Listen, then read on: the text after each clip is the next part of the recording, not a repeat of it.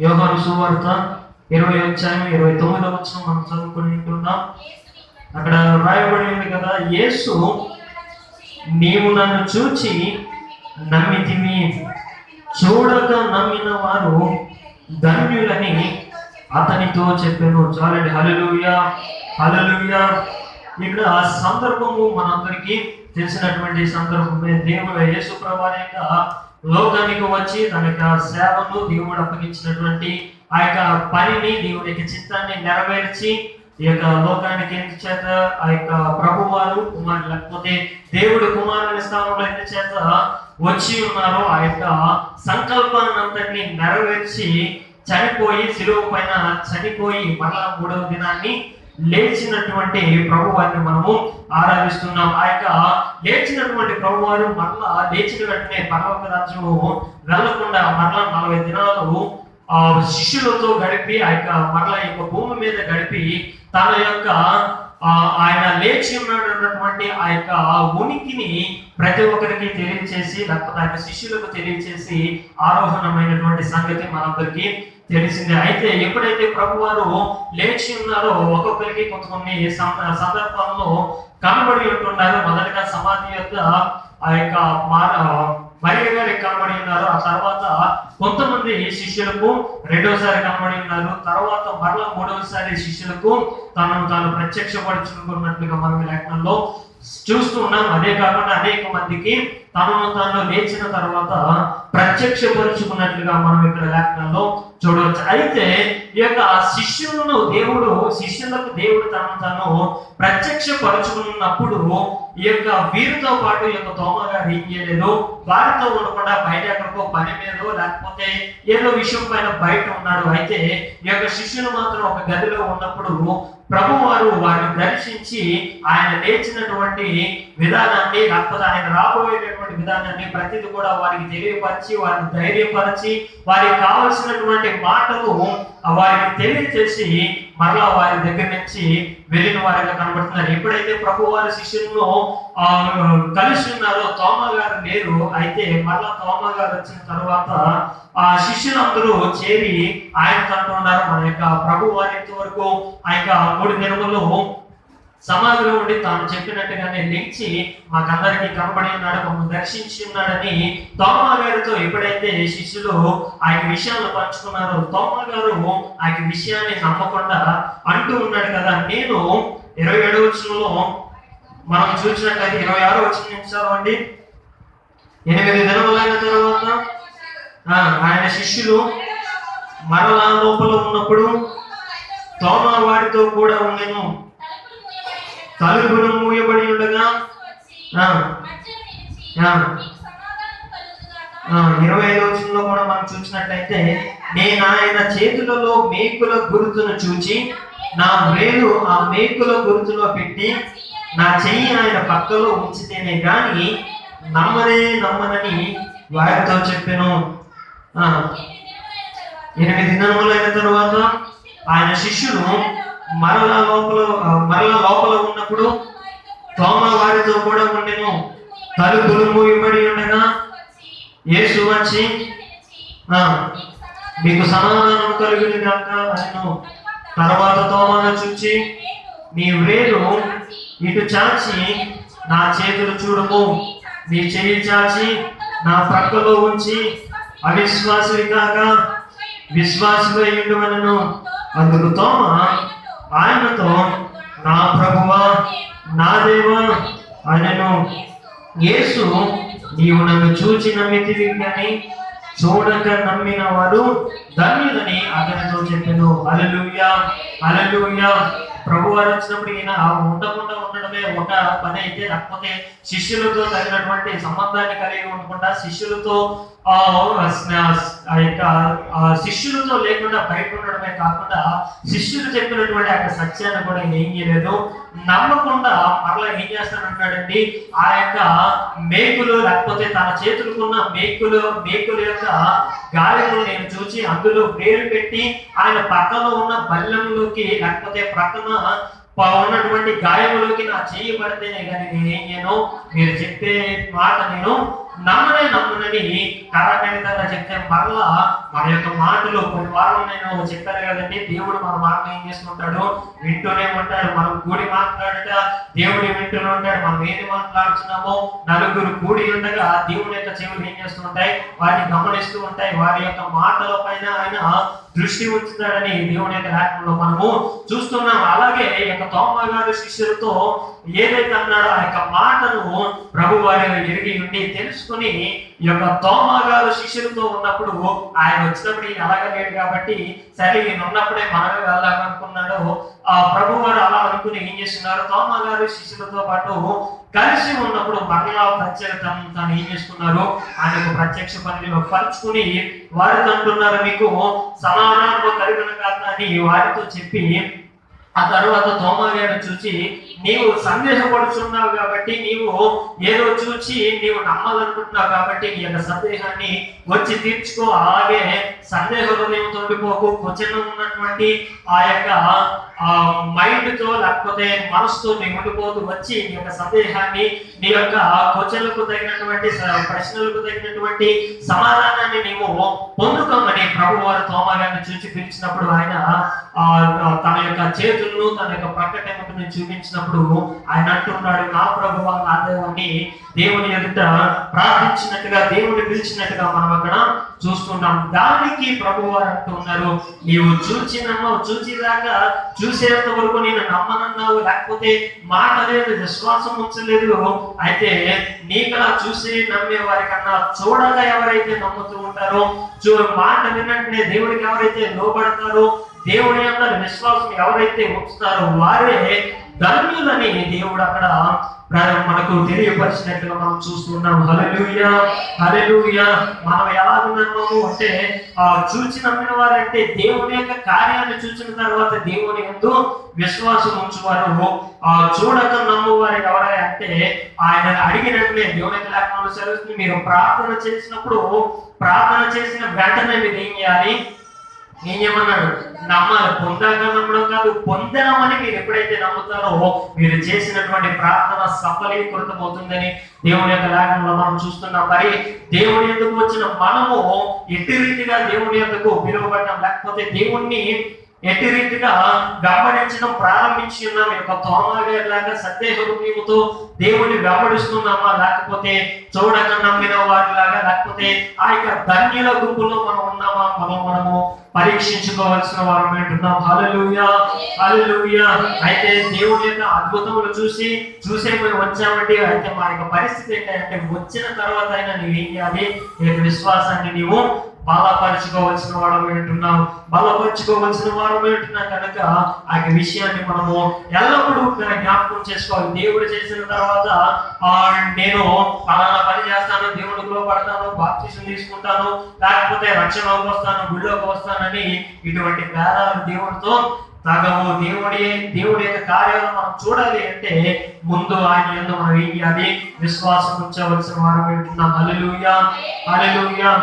దేవుడి యొక్క లేఖనంలో మనం చూసినట్లయితే అటు పాత నిబంధనలో ఒక గుంపు కనబడుతుంది, కొత్త నిబంధనలో ఒక ప్రాముఖ్యమైనటువంటి గుంపు మనకు కనబడుతుంది. ఆ గుంపు ఎవరైతే పాత నిబంధన అనగా మన జ్ఞాపకం వచ్చేటటువంటి ప్రజలు ఎవరండి, ఇశ్రాయేలీయులు మనకు కనబడుతున్నారు. అలాగే కొత్త నిబంధన అనేసరికి మనకు కనబడేటటువంటి ప్రజలు ఎవరండి, లేకపోతే మనకు కనబడేటటువంటి వ్యక్తులు, జ్ఞాపకం వచ్చేటటువంటి వ్యక్తులు ఎవరు, శిష్యులు అంటున్నారు. హల్లెలూయా హల్లెలూయా.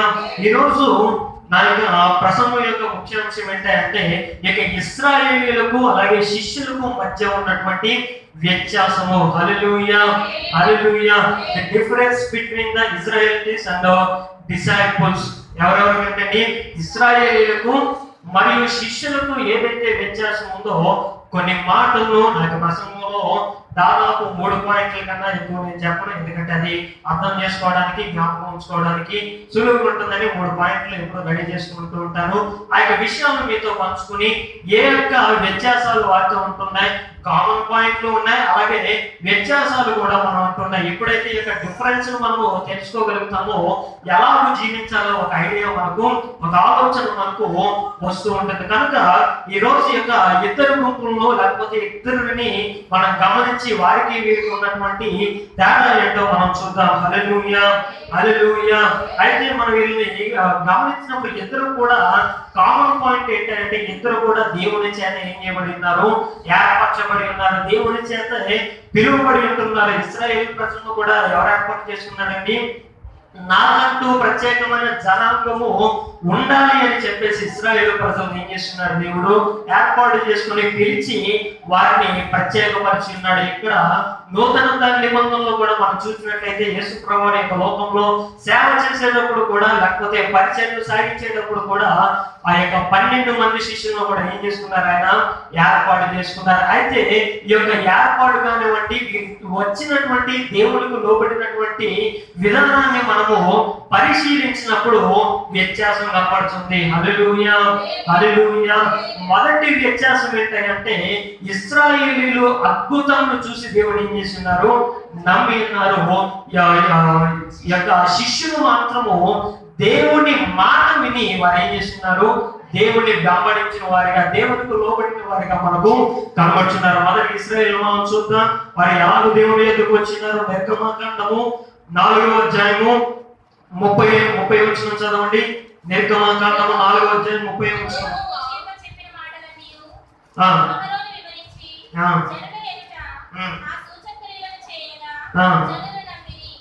ఆ మాట అర్థం చేసుకొని ఏమంటున్నాడండి?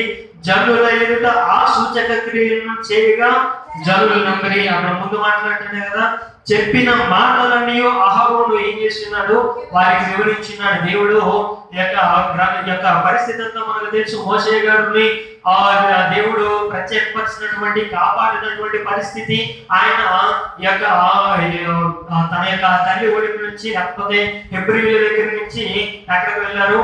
ఆ యొక్క రాజవంశంలోకి, లేకపోతే ఆ యొక్క కోటలోకి ప్రవేశించిన సంగతి, అక్కడ మరలా ఆ యొక్క ఇశ్రాయేలు పక్షంగా పోరాడిన సంగతి, ఆ యొక్క ఐగుప్తీయులను చంపినటువంటి సంగతి, ఆ చంపిన తర్వాత మరలా ఆయన పిచ్చాడు పారిపోయి అక్కడ కొన్ని దినముల నుండి దేవుడు తగినటువంటి శిక్షణ ఆయనకి ఇచ్చిన తర్వాత మరలా ఆ యొక్క మోషే గారికి కనబడి, పొద ద్వారా దేవుడు మోషే గారికి కనబడి ఏం చేస్తున్నాడు? తన యొక్క ప్రజలను ఎవరినైతే ఏర్పాటు చేసుకున్నాడో, ఎవరినైతే ప్రత్యేకపరిచి ప్రేమించు తన యొక్క ప్రతి ఒక్క ఈమెని వారికి ఇచ్చిచూ ఉన్నాడో, ఆ యొక్క ఇశ్రాయేలు ప్రజలను బంధకం నుంచి విడిపించడానికి మోషే గారు ఏం చేస్తున్నాడు? వాడుకున్నట్లుగా, ఏర్పాటు చేసుకున్నట్లుగా, పెంచుకున్నట్టుగా మనము దేవుడి యొక్క లేఖనంలో మనం చూస్తూ ఉంటాం. హల్లెలూయా. ఇక్కడ ఎప్పుడైతే దేవుడు మోషే గారితో మాట్లాడి ప్రతి ఒక్క విషయాన్ని వెళ్ళి ఇశ్రాయేలు ప్రజలను కాపాడమని ఎప్పుడైతే ఆజ్ఞాపించినాడో, ఒకసారి వెళ్ళనన్నా కానీ తర్వాత మరలా దేవుడు తనకు బుద్ధి చెప్పి, లేకపోతే తనకు ఒప్పించి ఇశ్రాయేలు ప్రజలను కాపాడటానికి ఇశ్రాయేలు ప్రజలకు ప్రజల యొద్దకు పంపించినాడు. ఎప్పుడైతే మోషే గారిని, అహరోను గారిని ఇశ్రాయేలు ప్రజల దగ్గరికి పంపించు దేవుడు వారికి ఆజ్ఞాపించింది ఏంటంటే, మోషే గారు అడుగుతారు, నీవు నన్ను పంపించామనడానికి ఇశ్రాయేలు ప్రజలు సూచక క్రియలు అడుగుతారు, మరి ఏ విధంగా నీవు నన్ను పంపించామని వారికి నేను చెప్పాలని మోషే గారు అడిగినప్పుడు, దేవుడు కొన్ని కార్యములు నీవు వారి ఎదుట, లేకపోతే అద్భుతములు నీవు వారి ఎదుట చేసినప్పుడు వారు ఖచ్చితంగా ఏం చేస్తారు? నిన్ను నమ్మి నేను నిన్ను పంపించానని ఒక నమ్మకంలోకి, లేకపోతే ఆలోచనలోకి వస్తారని చెప్పి ఆ యొక్క కర్ణను పాముగా చేయడము, ఈ యొక్క చేతిని కుష్టముగాను అలాగే బాగుగాను చేయటము, ఇటు రీతి అయినటువంటి కొన్ని కార్యాలు చేయడానికి దేవుడు మోషే గారిని బలం ఇచ్చి ఇశ్రాయేలు ప్రజలకు ఏం చేస్తున్నాడు? నడిపించున్నాడు. అయితే ఈ యొక్క జరిగినటువంటి సంఘటన అంతా దేవుడు ఎలా రక్షించున్నాడు, ఏ మాటలు చెప్పి ఉన్నాడు, ఈ యొక్క మాటలన్నీ కూడా ఇశ్రాయేలు ప్రజలు ముందుకు వచ్చి అదంతా వివరించిన తర్వాత వారు ఏం చేయలేదు? వెంటనే నమ్మలేదు. ఈ యొక్క మాటలు చెప్పిన తర్వాత మోషే గారు, అహరోను గారు వారి మొహాలు చూసి అనుకుని ఉండొచ్చు, వీరు ఇంకా మన యొక్క మాటల మీద ఏం చేయలేదు, నమ్మకం ఉంచలేదు. వీరి యొక్క మొక్క కవలికలు ఎలా ఉన్నాయంటే ఇంకా సందేహంతోనే ఉన్నాయి. కాబట్టి దేవుడు చెప్పినటువంటి ఆ యొక్క కార్యములు చేద్దాం అనుకుని మరలా వారు ఏం చేస్తున్నారు, ఆ సంగతి అంతా వివరించి దేవుడు చెప్పినటువంటి ఆ యొక్క సూచక క్రియలు వారి ఎదుట చేసినప్పుడు వారు ఏం చేస్తున్నారంటే జనులు నంగిరి అన్న మాటను మనం అక్కడ చూస్తున్నాం. మనం ఒకసారి ఆ యొక్క మాటలు జరిగినట్లయితే యెహోవా మోషేతో చెప్పిన మాటలన్నీ అహరోను వివరించి జనుల ఎదుట ఆ సూచక క్రియలను చేయగా జనులు నమ్మిరి. చాలండి, హల్లెలూయా హల్లెలూయా. మరి ఇశ్రాయేలు ప్రజలు ఎలా నమ్మారంటే దేవుడిని సూచక క్రియలు చూసేంత వరకు కూడా దేవుని యొక్క శక్తిని నమ్మలేదు. దేవుడు విడిపిస్తాడన్నటువంటి నమ్మకం వారిలో కలగలేదు. అయితే శిష్యులు ఎలాగో ఆ దేవుడు వెంబడించారు మనం చూసినట్లయితే మత్తయి సువార్త 4వ అధ్యాయము 18 చదవండి.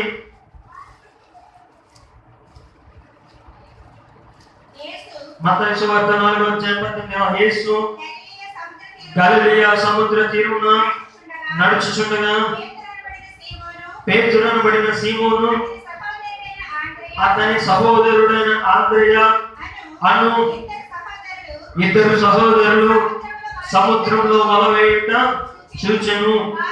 వారు జాలరులు. ఆయన నా వెంబడి రండి, నేను మిమ్మును మనుష్యులను పట్టు జాలరులుగా చేతునని వారితో చెప్పెను. వెంటనే వారు తమ వలలు విడిచిపెట్టి ఆయనను వెంబడించిరి. చాలండి, హల్లెలూయా హల్లెలూయా. ఎప్పుడు వెంబడించారంటండి? ఎప్పుడు వెంబడించారని చెప్పారండి? నా వెంబడి రండి, నేను మిమ్మల్ని మనుష్యులను పట్టు జాలరులుగా, అనగా వారి చేపలు పడుచు ఆ యొక్క వృత్తిలో వారు కొనసాగుతుంటే ఈసారి మీరు చేపలు పట్టడం అవసరం లేదు, నాతో రండి. మనుషులను పట్టేటటువంటి జాలరులుగా, మనుషులు నడిపించేటటువంటి నాయకులుగా, మనుషుల ఎదుట బలమైన వారిగా, విలువైన వారిగా, గొప్పవారిగా నిలబెట్టడానికి పిలిచినాడు యేసు ప్రభువు. అయితే అక్కడ మనం చూసినట్లుగా పట్టు జాలరులుగా చేతునని వారితో చెప్పిన వెంటనే వారు ఏం చేశారండి? వారు ఏం చేశారు? ఏదో ఒక క్రియ చూపించయ్యా, ఏదో ఒక సూచక క్రియ చూపించు, నీవు మమ్మల్ని ఎలాగో మనుషులు పట్టేటటువంటి జారులుగా తయారు చేస్తావో ఒక సూచక క్రియ చూపించాయని దేవుడిని అడగలేదట. వారు ప్రభు వారు ఎప్పుడైతే మాట సెలవిచ్చినాడో, మాట చెప్పిన వెంటనే వారు తమ వలలు ఏం చేస్తున్నారు?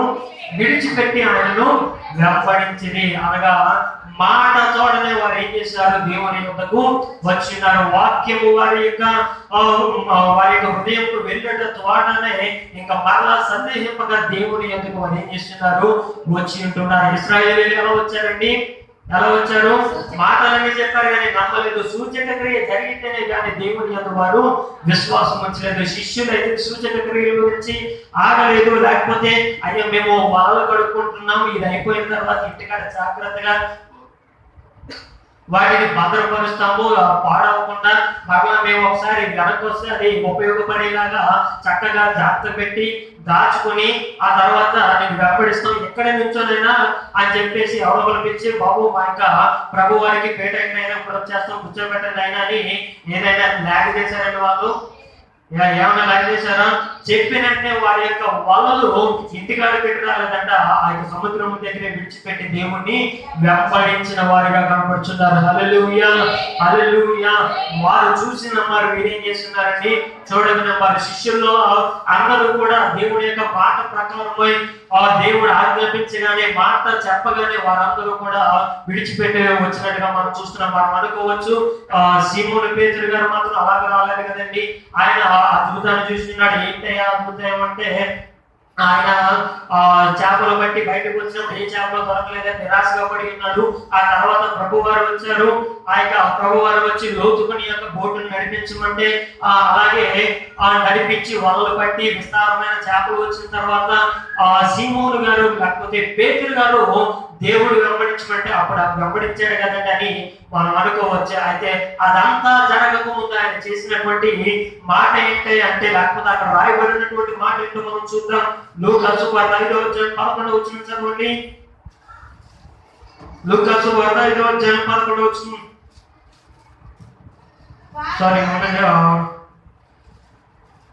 5వ వచనం నుంచి చదవండి. 5వ అధ్యాయం 5వ వచనం. సీమోను ఏలినవాడ, రాత్రి అంతయు మేము ప్రయాసపడితిమి గాని మాకేమీ దొరకలేదు.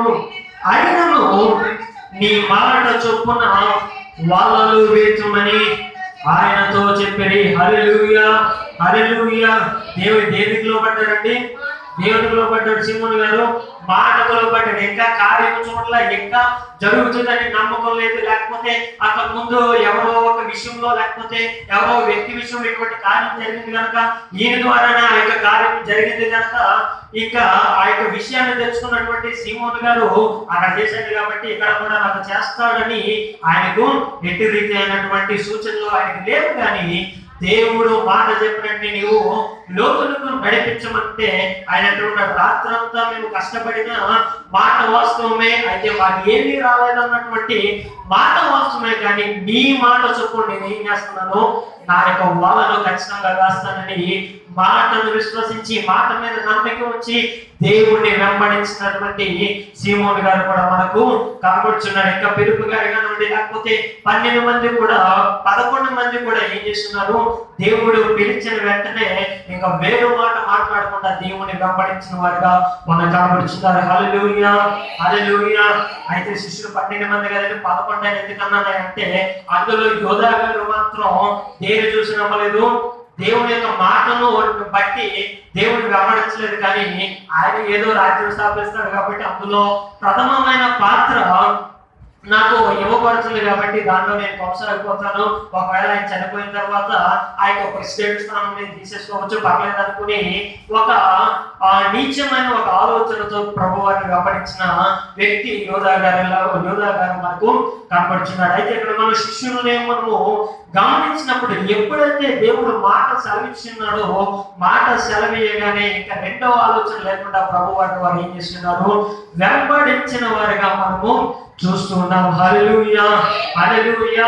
ఈ 2 గుంపుల్లో దేనికి మనము సాదృశ్యంగా ఉంటూ ఉన్నాం? లేకపోతే ఈ యొక్క 2 గుంపుల్లో ఏ గుంపులో మనం ఉన్నామో, ఎటువంటి ఎట్టి రీతిగా దేవుని ఎందుకు పిలువబడినామో, మాట చెప్పడం ద్వారా, సత్యమును తెలుసుకోవడం ద్వారా, సత్యమును అంగీకరించడం ద్వారా, సత్యమే మనకు జీవాన్నిస్తుందని, సత్యమే దేవుని యొక్క లేఖనమే సత్యమని మనం గమనించడం ద్వారా దేవుని ఎందుకు వచ్చామా, లేకపోతే దేవుని యొక్క సన్నిధిలో అద్భుతములను చూసి వచ్చి ఉన్నామా, లేకపోతే దేవుని వెంబడిస్తున్నామా, మనం పరీక్షించుకోవాల్సిన వారు అంటున్నాం. హల్లెలూయా, హల్లెలూయా.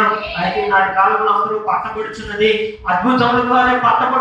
కానీ వారు వచ్చిన తర్వాత వారు చేయవలసినటువంటి పనిని, లేకపోతే సత్యము ఎరిగేటటువంటి పనిలో మాత్రము ప్రజలు నిమగ్నం అవలేదు. ఇంకా దేవుని యొక్క నుంచి కోరుకుంటున్నారే తప్ప, ఏదో ఒక ఆశీర్వాదం కావాలనుకుంటున్నారే తప్ప, దేవుని యొక్క వాక్యానికి లోబడి ఇదే మనకు నిత్య జీవాన్ని ప్రసాదిస్తుందని, లేకపోతే నిత్య జీవంలోకి మనము నడిపేటటువంటిది దేవుని యొక్క మాటలు చెప్పి మాత్రము ప్రజలు దేవుణ్ణి వెంబడించలేనటువంటి పరిస్థితి మనం చూస్తూ ఉన్నాం. హల్లెలూయా, హల్లెలూయా.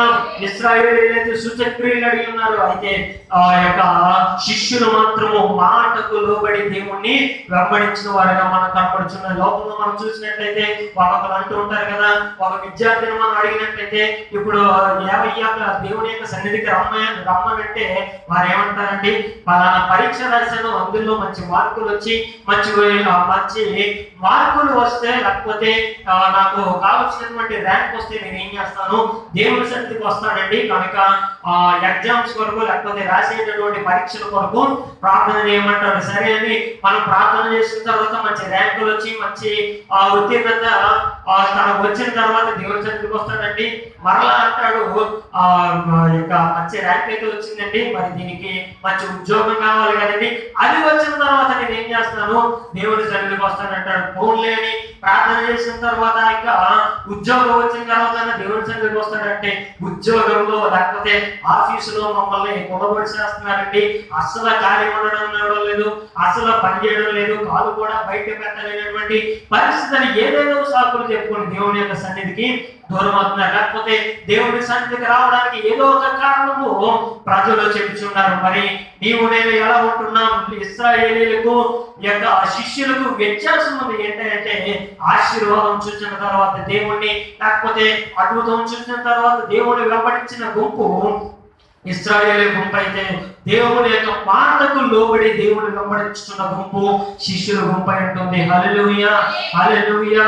మనం అనుకుంటూ ఉంటాం దేవునికి అనేక సంవత్సరాల నుంచి, అనేక దినముల నుండి, అనేక నెలల నుండి ప్రార్థన చేస్తున్నానండి, కానీ నా యొక్క ప్రార్థనకు సరైనటువంటి జవాబు నాకు దొరకడం లేదు, ఏ కార్యం నేను చూడడం లేదు కనుక నేను దేవుని సన్నిధికి రాను అని కొంతమంది అంటూ ఉంటారు. అయితే దేవుని యొక్క లేఖనం సెలవిస్తుంది, అది జరిగినా జరగకపోయినా నీవు నేను కలిగి ఉండవలసినటువంటి నమ్మకం ఏంటంటే ఏది జరిగినా కానీ అది మన మేలుకే సమకూడి జరుగుతుందని నీవు నేను నమ్మవలసిన వారు అంటున్నారు. అలాగే ఎవరు నమ్ముతారు అంటే దేవుని యొక్క వాక్యమును బట్టి దేవుని వెంబడించి వారు ఏం చేస్తుంటారు, అలాగే విశ్వసించి దేవుని యొక్కకు వస్తూ ఉంటారు. అయితే ఈ యొక్క అద్భుతాలను బట్టి దేవుని వెంబడించి వారు ఏం చేస్తుంటారంటే అద్భుతం జరగకపోతే, ఆ యొక్క ప్రార్థనకు జవాబు రాకపోతే ఇంకా దేవుని సన్నిధిలో వారు ఏం చేయలేరు, కనబడలేనటువంటి పరిస్థితి మనకు కనబడుతుంది. హల్లెలూయా, హల్లెలూయా.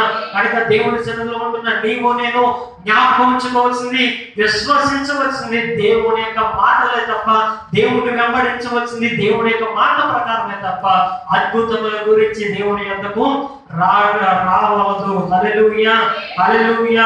అద్భుతములు మాత్రమే చూడడానికి దేవుని సన్నిధికి రాకూడదు, కానీ దేవుడిచ్చేటటువంటి ఆ యొక్క నిత్య రాజ్యాన్ని చేరుకోవడానికి అవసరమైనటువంటి మాటలు, ఆ యొక్క వాక్యం వినడానికి, వాక్యం ద్వారా మనం సరి చేసుకోవడానికి, వాక్యం బట్టి దేవుణ్ణి వెంబడించడానికి మనం ఏం చేసుకోవాలండి, ఆయనతో పంచుకోవాల్సిన వారు అంటున్నాం. హల్లెలూయా, హల్లెలూయా. శిష్యులు మనం గమనించినప్పుడు యేసు ప్రభు వారు వారిని అడుగుతున్నారు, వారి యొక్క మాటల్లో మనం చూస్తున్నాం ఎందుకు ప్రభు వారిని వారు వెంబడిస్తున్నారంటే వారు అంటారు కదా, నిత్య జీవపు మాటలు నీయందే ఉన్నాయి కనుక నిన్ను విడిచి మేము ఎక్కడికి వెళుదామని శిష్యులు ఆ యొక్క పేతురు గారు వారి ప్రభు వారితో చెప్పినట్టుగా మనము చూస్తున్నాం. ప్రభు వారు ఒకసారి అడిగారు, ఈ యొక్క మనుషులు లేకపోతే ప్రజల కొరకు ఏమనుకుంటున్నారు, ఇక కార్యాలు చూస్తున్నారు కదా, వెంబడిస్తున్నారు కదా, కనుక వారు నా గురించి ఏం తలుచుకుంటున్నారు, నేను ఎవరినని వారు అనుకుంటూ ఉన్నారని ప్రభు వారు అడిగినప్పుడు ఆయన వారు అంటున్నారు, కొంతమంది ఏరియా అనుకుంటున్నారండి, కొంతమంది ఏమో వివిధ రకాలైనటువంటి పేర్లు చెప్పి మోషేనో లేకపోతే వేరే వేరే వ్యక్తుల యొక్క రూపంలో వచ్చాడని అనుకుంటున్నారండి అని ప్రభు వారితో అన్నప్పుడు ప్రభు వారు శిష్యులు అడిగారు, మీరేమనుకుంటున్నారని వారిని అడిగినప్పుడు నీవు నిజమైన దేవుని కుమారుడు అని మేము విశ్వసించి మిమ్మల్ని వెంబడించుతున్నామని వారు ఏం చేస్తున్నారు, సాక్ష్యం ఇచ్చినట్టుగా మనము చూస్తున్నాం. ఎందుకు ఇంత గొప్ప సాక్ష్యం వారికి కలిగి ఉన్నది, ఎందుకు ఈ యొక్క సత్యంలోకి వారు నడపబడ్డారా అంటే వీరందరూ కూడా దేనికి లోబడ్డారండి, వాక్యానికి లోబడి ఉన్నారు, దేవుని యొక్క మాటకు వారు లోబడి ఉన్నారు. కనుకనే వారు ఏం చేస్తున్నారు, సత్యములో వారిని వారు స్థాపించలు చేసుకుంటున్నారు, సత్యములో వారిని నడవటానికి వారిని వారు ప్రోత్సహించుకుంటున్నట్టుగా మనం ఇక్కడ లేఖనాల్లో మనం చూస్తున్నాం. హల్లెలూయా, హల్లెలూయా. అనేక మంది గుంపులు దేవుణ్ణి వెంబడిస్తూ ఉంటే దేవుడు అంటున్నాడు, ఆ యొక్క ఆ గుంపుల్లో అనేకమైన ఆలోచన కలిగిన వారు ఉన్నారంట. ఏ ఆలోచన అంటే కొంతమంది ఆ యొక్క గుంపుల్లో కొంతమంది దేవుడిని వెంబడించే వారు ఉన్నారు. ఎందుకు వెంబడిస్తున్నారా అంటే ఒకసారి ఆయన ఏం చేస్తున్నాడు, రొట్టెలను ఆశీర్వదించి అనేక మందికి పంచిపెట్టి అన్నాడు కనుక ఈయనతో ఉంటే మాకు ఆహారము సమృద్ధిగా సరిపోతుందని, లేకపోతే ఆహారానికి మనము కష్టపడకలేదు, ఈయనతో పాటు కొంచెం ఆయా ఊర్లు తిరిగితే తగినంత ఆహారం మనకు లభిస్తుందని ఆ యొక్క తిండి కోసం అనేక మంది దేవుణ్ణి వెంబడించిన వారు ఉంటూ ఉన్నారు. ఇంకా అద్భుతముల వరకు వెంబడించిన శిష్యులు అనేక మంది ఉంటూ ఉన్నారు. అయితే వారందరితో కూడా ఈ యొక్క 12 మంది శిష్యులు కూడా ఏం చేయబడినారు, వ్యత్యాసాన్ని మనకు కనుపరిచిన వారిగా మనం చూస్తున్నాం. హల్లెలూయా, హల్లెలూయా. కనుక మనం దేనితో నడిపించబడుతున్నాం, దేని గురించి, దేని యొక్క ఫౌండేషన్ మనతో ఉంది, వాక్యం అనే ఫౌండేషన్ మీద మన యొక్క జీవితాన్ని దేవునికి సమర్పించుకున్నామా, లేకపోతే వాక్యం అనేటటువంటి ఆ యొక్క ఫౌండేషన్ బట్టి దేవుని వెంబడిస్తున్నామా, లేకపోతే అద్భుతములను బట్టి దేవుణ్ణి వెంబడిస్తున్నామా, దేవుని ఎందుకు వస్తే ఈ యొక్క అద్భుతం జరుగుతుంది, ఆ యొక్క అద్భుతం జరుగుతుంది అని మనము భ్రమపడితే అది ఖచ్చితంగా తప్ప. అయితే దేవుడు అద్భుతములు చేయలేడు అనడానికి నేను చేయడు అనడానికి అక్కడ అద్భుతాలకి నేను ఖచ్చితంగా వ్యతిరేకం కాదు. ఒకవేళ నేను అద్భుతానికి వ్యతిరేకమైతే దేవుని యొక్క శక్తిని నేను త్రోలనాడిన వాడిని అవుతాను, కానీ దేవుని శక్తిని నేను పరిపూర్ణంగా నమ్మేవాడిని కాదు. అయితే నేను అద్భుతములు నమ్ముతాము, అన్ని నమ్ముతాము. అయితే వాటన్నిటికన్నా ముఖ్యమైనది దేవుని యొక్క వాక్యము. అది మాత్రమే మనం ఏం చేస్తుంది, జీవములకు నడిపించేటటువంటి వాక్యం అంటుంది. చదువు దేవుని నామమున అయిపోతాం. హల్లెలూయా హల్లెలూయా. శిష్యులు దేని బట్టి గమనించారండి? దేవుని వాక్యాన్ని బట్టి, లేకపోతే దేవుని యొద్ద నుంచి వచ్చుతున్నటువంటి ఆ యొక్క మాటలను బట్టి దేవుడిని యేసు ప్రభువుని శిష్యులు గమనించినారు. ఈ యొక్క ఇశ్రాయేలీయులు అయితే దేని బట్టి వెంబడించారంటే దేవుని బట్టి దేవుడు నమ్మి ఉన్నారండి.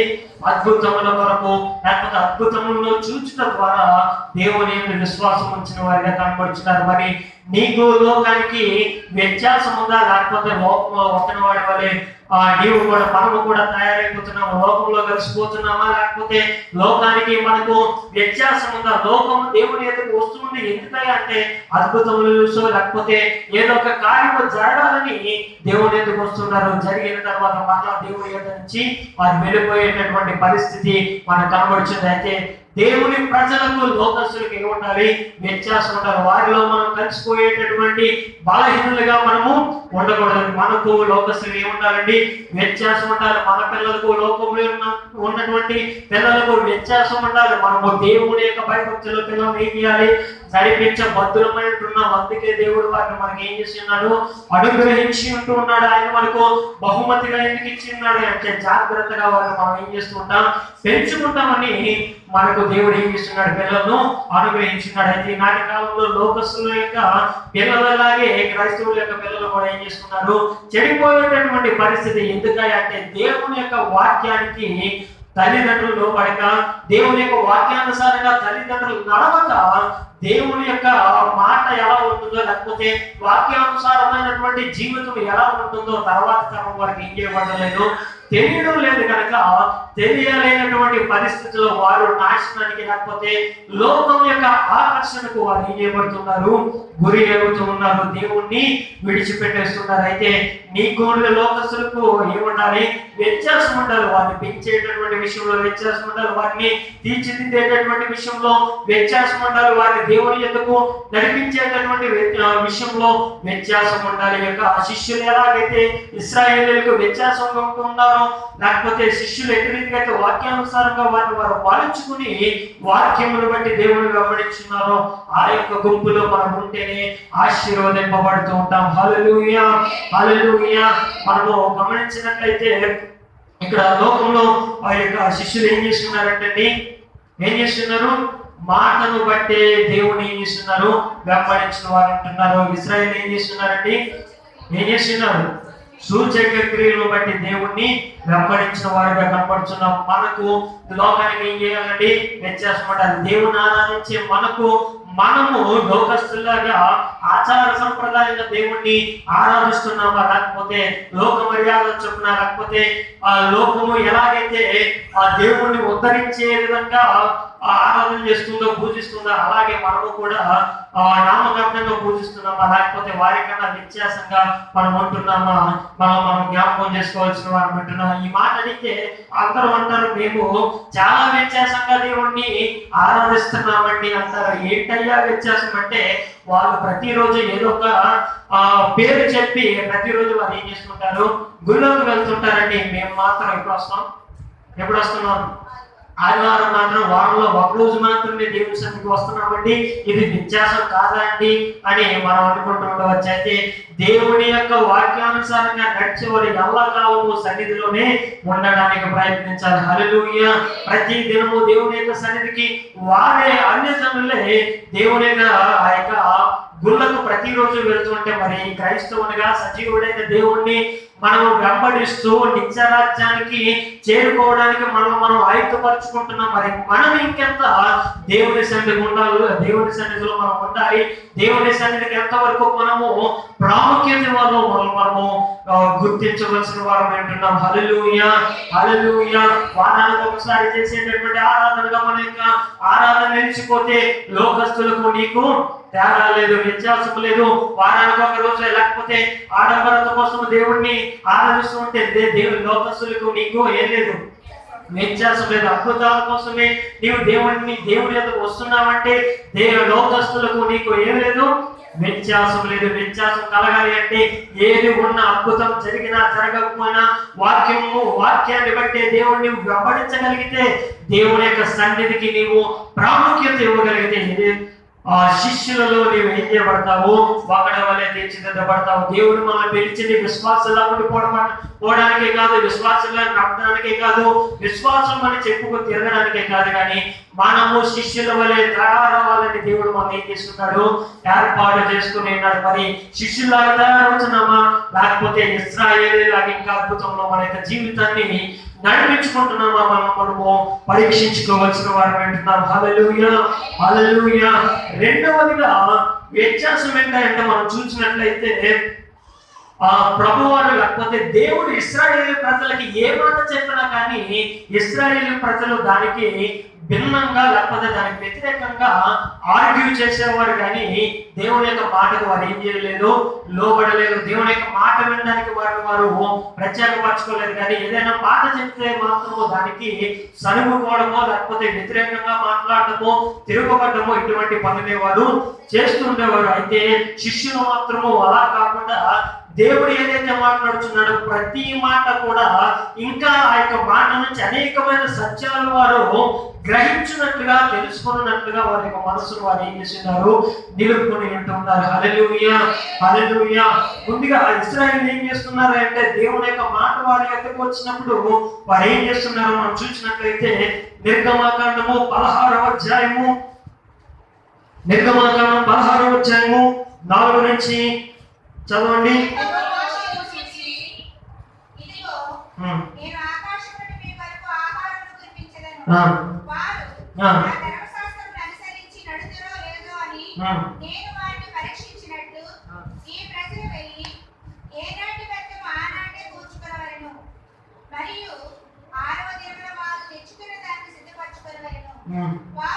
వారు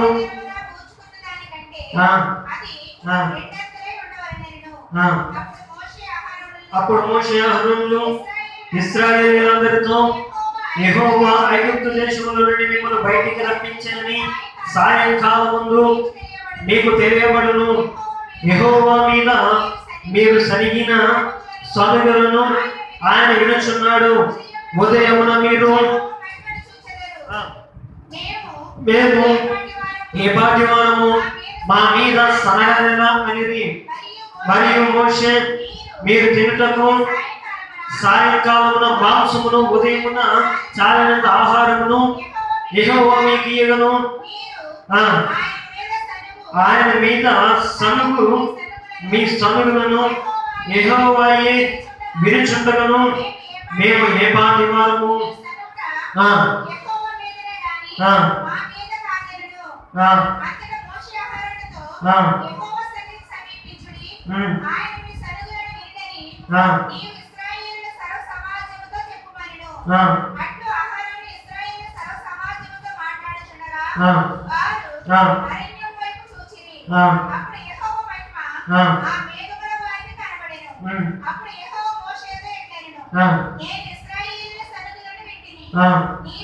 నీవు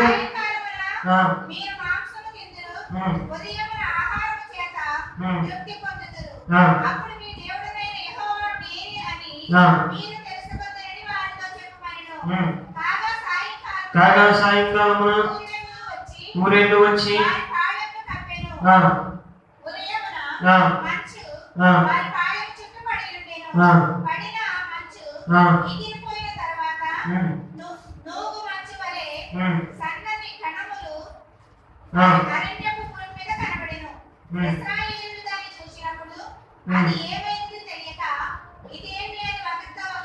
చాలండి. హల్లెలూయా, హల్లెలూయా. ఇక్కడ మనం చూసినట్లయితే ఇశ్రాయేలు ప్రజలు వారి యొక్క ప్రయాణం మధ్యలో వారు అనుకున్నారంట. ఏమనుకున్నారండి?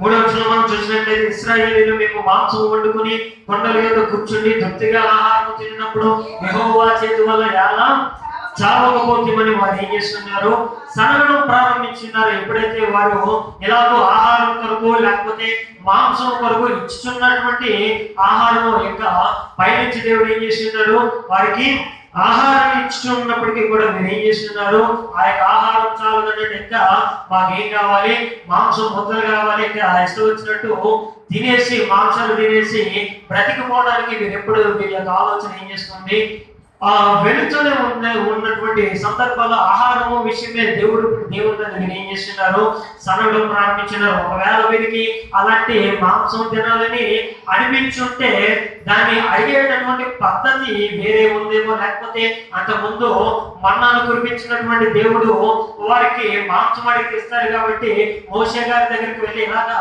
మాకు మాంసం తినాలనుందయ్యా, ఇంకా మన్నా తిని తిని మాకు బోరు కొట్టిందా, లేకపోతే ఏదో విధంగా సమాధాన సంబంధమైనటువంటి మాటలతో మోషే గారిని వెళ్ళి అడిగిందంటే ఖచ్చితంగా దేవుని యొక్క ఉద్దేశం ఏమై ఉన్నదో చెప్పుడో, లేకపోతే వీళ్ళ యొక్క కోరికను మన్నించి చక్కగా వారికి ఏం చేస్తున్నారు, మాంసం ఇచ్చి ఉండేవాడు. వీరైతే ఏం చేస్తున్నారు, ఇన్ని కార్యాలు చేస్తున్నా కానీ అన్ని అద్భుతములు వారి యొక్క జీవితంలో ప్రతి విషయంలోనూ వారు చూస్తున్నప్పటికీ కూడా ప్రతి దానికి వారు ఏం చేసేవారు, సనుగుతూ ఉండేవారు.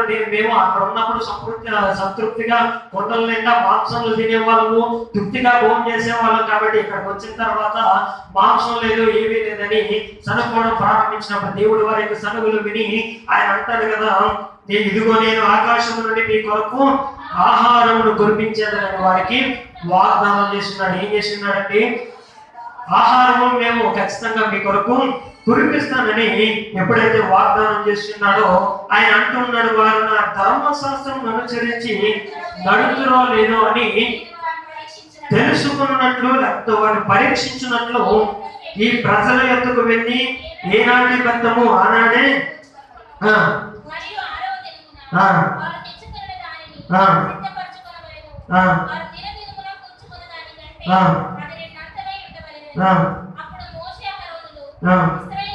చాలండి. హల్లెలూయా. ఇక్కడ అన్ని మాటలు మనం చదువుకున్నాం కనుక ఎప్పుడైతే ఆయన అంటున్నాడో నేను ఖచ్చితంగా ఆ యొక్క ఆహారాన్ని కురిపిస్తానని చెప్పి మోషే అంటారు, మీరు నా యొక్క మాట ప్రకారము నడుస్తారో లేకపోతే ధర్మశాస్త్రానుసారంగా వారు ప్రవర్తిస్తారో లేదో, నడుస్తారో లేదో ఒకసారి వారిని పరీక్షిస్తానని చెప్పి వారితో అంటాడు, మీరు అడిగినటువంటి మాంసాన్ని మీకు నేను ఏం చేస్తాను, దయచేస్తాను. అయితే మీరు చేయవలసినటువంటి పని ఏంటంటే ఏ రోజుకి కావాల్సినటువంటి ఆహారాన్ని ఆ రోజుకే, ఏ నాటికి కావాల్సినటువంటి ఆహారాన్ని అప్పుడే మీరు తీసుకోవాలి తప్ప మరుసటి రోజు ఉంటుందిలే 2 రోజులు దాచుకొని జాగ్రత్తగా తింటాము, లేకపోతే రేపు దేవుడు ఇస్తాడో లేదో, ఆయన దగ్గర సమృద్ధిగా ఉన్నాయో లేదని కకృతిగా దేవుడి ఆ యొక్క ఆహారాన్ని మీరు ఏం తీసుకోకూడదు.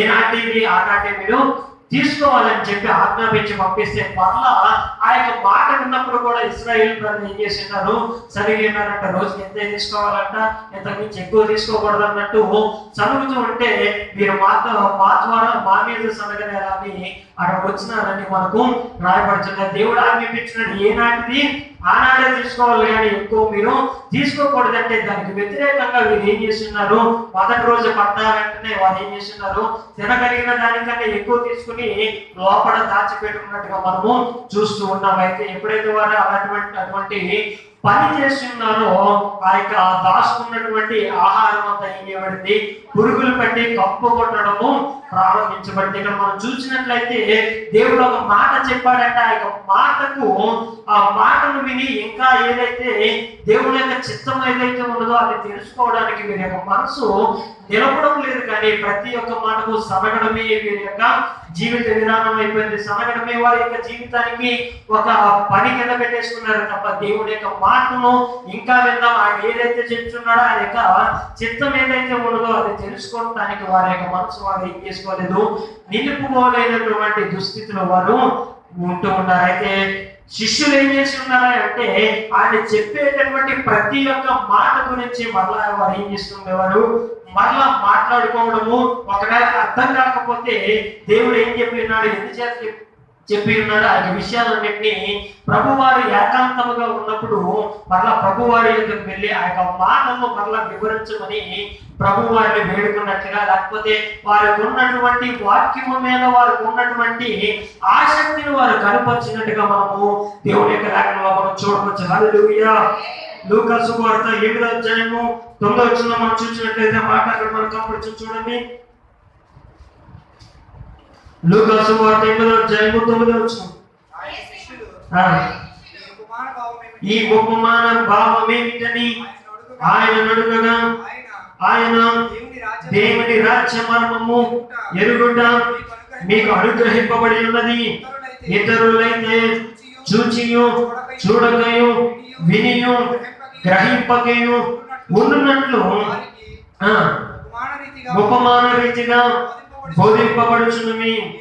ఈ ఉపమాన భావం ఏమనగా విత్తనము దేవుని వాక్యము. చాలండి. హల్లెలూయా, హల్లెలూయా.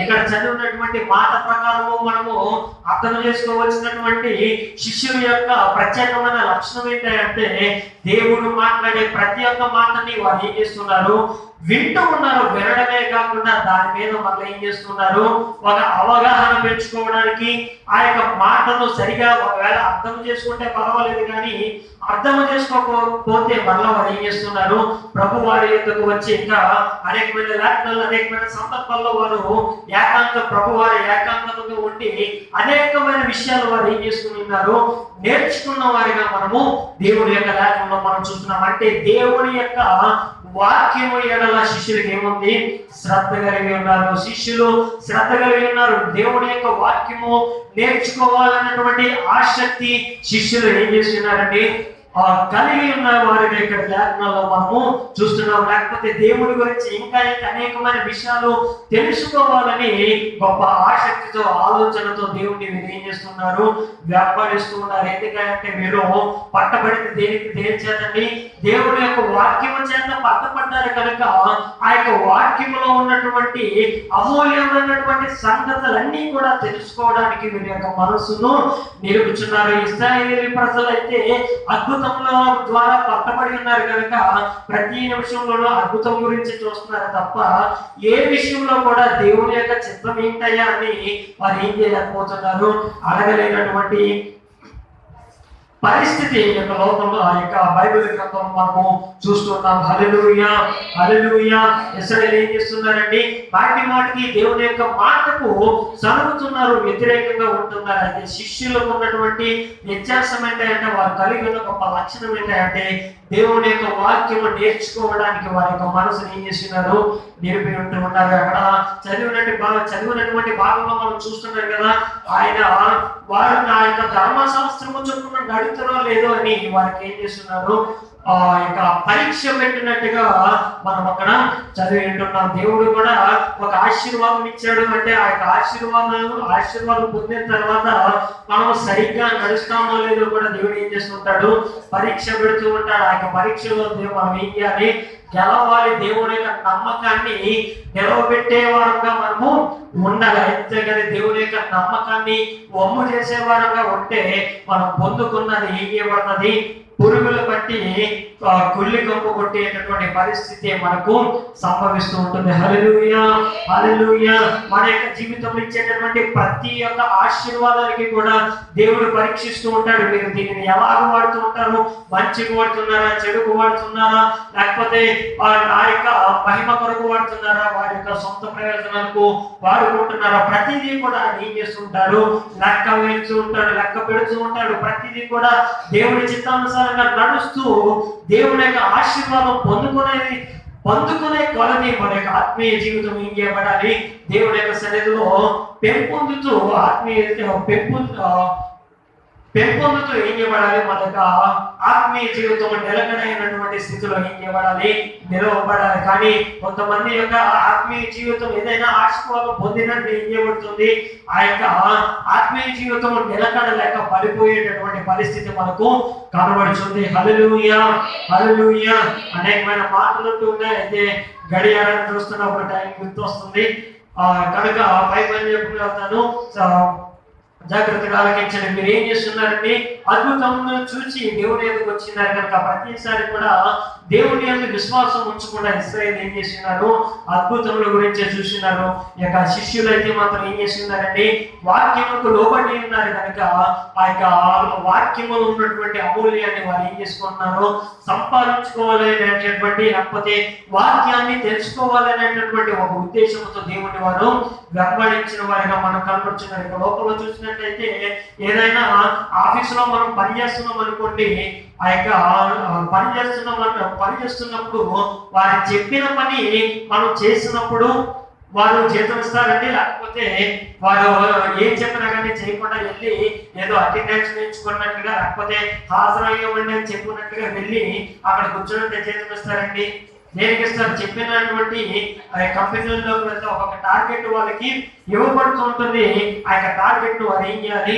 ఖచ్చితంగా పూర్తి చేయాలి. లేకపోతే కంపెనీ నుంచి తీసివేయడమో, లేకపోతే బయటకు పంపించేయడమో ఏదో ఒకటి చేస్తూ ఉంటారు. అలాగే దేవుని యొక్క నుంచి పొందుకోవాలి అన్న ఆయన యొక్క మాటకు మనము లోబడితేనే కానీ మన యొక్క జీవితంలో జీవితము మనం ఏం చేసుకోలేము, పొందుకోలేము. దేవుని గ్రంథంలో చెప్తుంది కదా, పన్నివాడు తన యొక్క జీవితానికి పాత్రుడు. ఎవరు పాత్రుడైన జీవితానికి?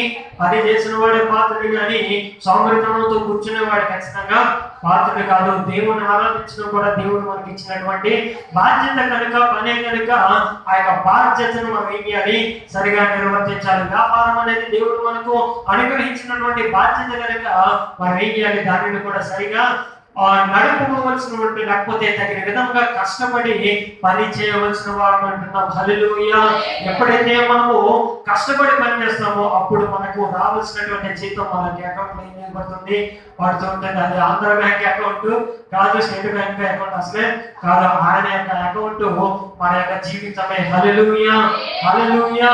ఆయన ఇచ్చేటటువంటి ప్రతి ఒక్క ఆశీర్వాదము మన యొక్క జీవితంలో మనం ఏం చేస్తుంటాం?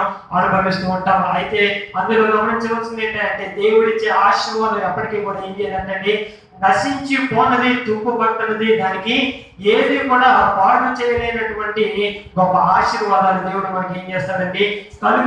చేసేటటువంటి దేవుడు అంటున్నాడు. అయితే మనం గమనించవలసింది, ఇశ్రాయేలీయులాగా దేవుని యొక్క మాటకు వ్యతిరేకంగా ఉంటున్నామా, లేకపోతే శిష్యుల్లాగా దేవుని యొక్క మాటకు లోబడుతూ, దేవుని యొక్క వాక్యానికి లోబడుతూ వాక్యంలో ఉన్నటువంటి మర్మమైన విషయాలు మనం తెలుసుకోవడానికి దేవుణ్ణి వెంబడిస్తున్నామా, లేకపోతే మన యొక్క జీవితాన్ని దేవుని యొక్క రాజ్యానికి మన యొక్క మనము దేవుని యొక్క రాజ్యము చేరడానికి కావాల్సినటువంటి మాటలో రాయబడినటువంటి వాక్యంలో నుండి అనేకమైన సత్యాలు మనం వెరిగి దేవుళ్ళు స్థిరపరచబడడానికి దేవుడు వెంబడిస్తున్నామా, లేకపోతే ఇశ్రాయేలు ప్రజల్లాగే సనుకు కొంచెం ఎన్ని అద్భుతాలు చేసినా కానీ ఇంకా వాడికి ఆత్మీయ జీవితంలో ఎదుగుదల లేనటువంటి పరిస్థితి, ఎన్ని కార్యాలు చూసినా కానీ వారి యొక్క జీవితంలో ఆ యొక్క దేవుడి సన్నిధిలో భయభక్తులు లేనటువంటి పరిస్థితిలో మనం ఉంటున్నామా? ఎవరిని పోలి నడుస్తున్నాం? ఇశ్రాయేలీయులు లోకానికి సాదృశ్యం అయితే శిష్యులు దేవుని ప్రజలకు సాదృశ్యం ఉంటున్నారు. నీవు దేవుని ప్రజలైతే నీవు ఇవ్వాల్సినటువంటి ఈ యొక్క జీవితంలో ప్రాముఖ్యత ఇవ్వాల్సింది దేవుని యొక్క వాక్యానికి నీవు ప్రాముఖ్యత ఇచ్చి ఆ యొక్క మాట ప్రకారం నీవు నడవగలిగితే నీ యొక్క జీవితంలో గొప్ప కార్యము చూస్తావు. ఆఖరిగా ఆ యొక్క వ్యత్యాసం మనం చూసినట్లయితే వారు ఇశ్రాయేలీయులు దేవుణ్ణి వారి యొక్క జీవితము గడిచే కొలది దేవుని విడిచిపెట్టిన వారిగా కనబడుతున్నారు. అయితే వాక్యము చేత పట్టబడిన శిష్యులు మాత్రము ఏం చేయబడ్డారండి? దేవుని కోసము హతసాక్షులుగా మారి ఉన్నారు. హల్లెలూయా, హల్లెలూయా. వారిలో వీరిలో ఉన్నటువంటి వ్యత్యాసం ఇదే. లేకపోతే చూసి నమ్మని వారికి చూడక నమ్మిన వారిలో ఉన్నటువంటి వ్యత్యాసం ఏంటంటే, చూసి నమ్మితే ఏదైనా కార్యం జరగకపోతే దేవుని మనం ఏం చేసుకుంటాం? విడిచిపెట్టేస్తుంటాం. చూడక నమ్మనంటే దేవుణ్ణి పరిపూర్ణంగా విశ్వసించి ఆయనలో మనం ఎదిగే వరం అయితే ఎటువంటి శ్రమ వచ్చినా కానీ దేనికి కూడా కథలని సియోను కొండ వల్ల మనం ఏం చేస్తుంటాం? నిబ్బరంగా నిలిచి ఉంటాం. హల్లెలూయా, హల్లెలూయా.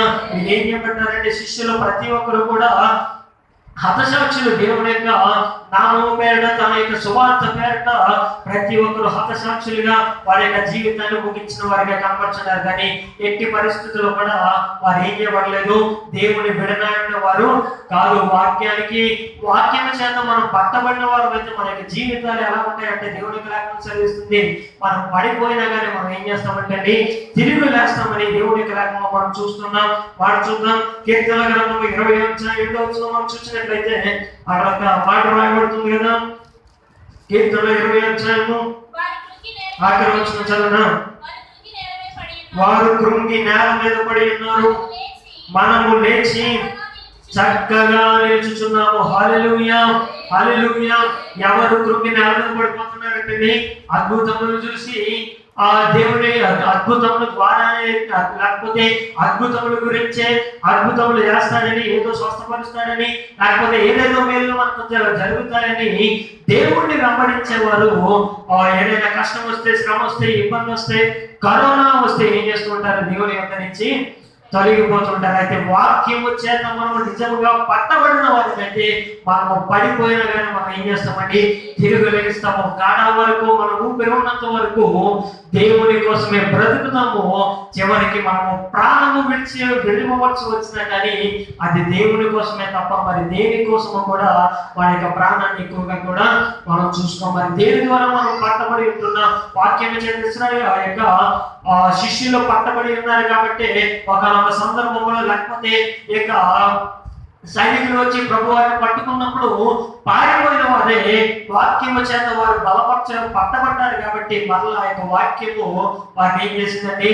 ప్రభువు యొద్దకు నడిపించింది. మరలా లేచి ప్రభువు కొరకు గొప్ప కార్యాలు చేయడానికి వారికి ఏం చేసింది? వారికి ఉపయోగపడినట్లుగా, లేకపోతే వారు దేనినైతే నమ్మి ఉన్నారో, దేనినైతే విశ్వసించి దేని ప్రకారం అయితే దేవుణ్ణి వెంబడించున్నారో ఆ యొక్క వాక్యము మరలా ప్రజలు ఏం చేసింది? నిలవబెట్టుకుంటే మరి దేని ద్వారా మనము దేవుడిని వెంబడిస్తున్నాం? అద్భుతాల కోసమే మనము దేవుని వెంబడిస్తున్న వారం అయితే మన యొక్క మనసు మార్చుకొని దేవుని యొక్క వాక్య ప్రకారం మనం ఏం చేయాలి? దేవుని సన్నిధిలో సాగడానికి రావాలి. దేవుణ్ణి వెంబడించవలసింది ఏంటంటే తన యొక్క మాటను బట్టి జీవించడానికి దేవుని యొక్క సన్నిధికి మనం ఏం చేయాలి? రావాల్సిన వారు అంటున్నారు. దేవుడు ఖచ్చితంగా అద్భుతాలు చేస్తాడు, కార్యాలు చేస్తాడు, విడిపిస్తాడు, స్వస్థపరుస్తాడు. అయితే దేవుని యొక్క రావాల్సింది మాత్రము దేని కొరకు రావాలండి? మనము నిత్య రాజ్యము స్వతంత్రించుకోవాలి. అంటే దానికి ఒకే ఒక మార్గము యేసు ప్రభు అంటే, లేకపోతే ప్రభు వారిని విశ్వసించి అనేక వాక్యము ద్వారా మనము నడుచుట ద్వారా నిత్య రాజ్యాన్ని మనం ఏం చేసుకోగలము? స్వతంత్రించుకోగలము. హల్లెలూయా హల్లెలూయా. కనుక దేవుని సన్నిధిలో దేనిని అనుసరించి మనము నడుస్తున్నాం? వాక్యాన్న, లేకపోతే దేవుడు చేసేటటువంటి కార్యాల, ఇటువంటి విషయాలు మనము గమనించి ఇశ్రాయేలీయులకు శిష్యులకు ఉన్నటువంటి వ్యత్యాసాలు మనం చూస్తున్నాం. మొదటిగా వారికి ఉన్నటువంటి వ్యత్యాసం ఏంటండి? వారు దేని ద్వారా దేవుడు వెంబడించారండి? ఇశ్రాయేలీయులు దేని ద్వారా దేవుడు వెంబడించారండి? దేవుడు నమ్మి ఉన్నారు, సూచక క్రియల ద్వారా నమ్మి ఉన్నారు. శిష్యులైతే మాట ప్రకారము పిలిచిన వెంటనే దేవుడికి ఏం చేస్తున్నారు? లోబడి దేవుడు వెంబడించున్నారు. రెండవ వ్యత్యాసం ఏంటంటే వారు ప్రతి ఒక్క దేవుని యొక్క మాటలు సరిగానే తప్ప అవిధేయులయ్యారే తప్ప విధేయులు కాలేదు. అయితే శిష్యుల్లో ఉన్నటువంటి లక్షణం ఏంటంటే వారు దేవుని యొక్క మాటలను ఇంకా లోతుగా తెలుసుకోవడానికి వారి యొక్క మనసు నిలిపారు తప్ప ఏదేదో పొందుకోవడానికి దేవుని వారు వెంబడించిన వారిగా మనకు కనపడలేదు. కనుక మూడవది ఏంటంటే వారు దేవుని విడిచిపెట్టేస్తున్నారు. శిష్యులు మాత్రం ఏం చేస్తున్నారు?